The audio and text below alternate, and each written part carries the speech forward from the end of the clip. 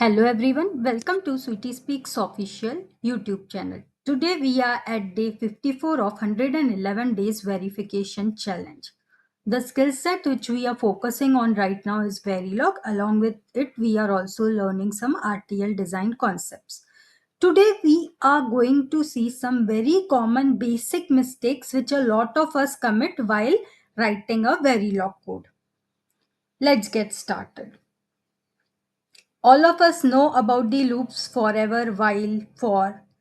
Sometimes unintentionally you can create an infinite loops when you are using these looping constructs like forever, while and for. Can you tell the instances with the help of Verilog code where these infinite loops can get created while using these constructs? And how can you avoid it?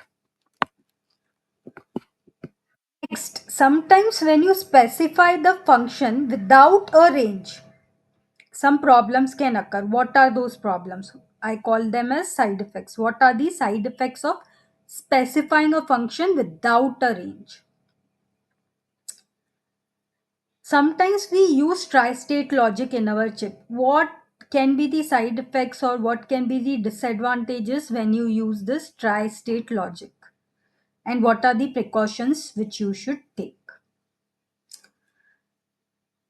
Now let's say that you have if else statement and you forgot to give the final else clause. What will happen in that case? Say you have given a lot of if else, but none of those if else conditions satisfied and you don't even have else. Then what will happen?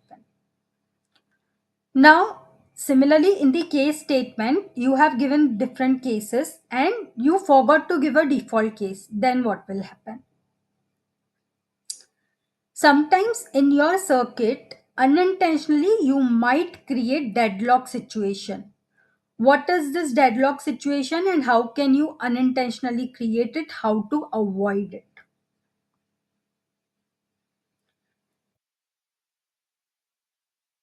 What happens when you have a programmed loop that does not move simulation time?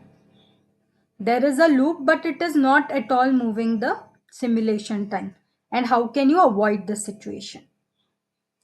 What will happen if you leave an input port unconnected and this input port influences the logic of your output port?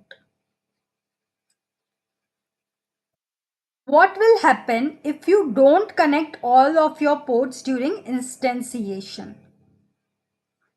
What will happen if you forget to increase the width of state registers and more states are getting added in your state machine? Now consider there is an implicit 1-bit wire declaration of a multi-bit port during instantiation. What will happen? What happens when same variable is used in two loops running simultaneously? What happens if multiple processes write to the same variable? And what are some of the side effects of specifying delays in your assignments? All these are some very common mistake which a lot of us do commit while writing a Verilog code. Even some highly experienced people sometimes commit these mistakes.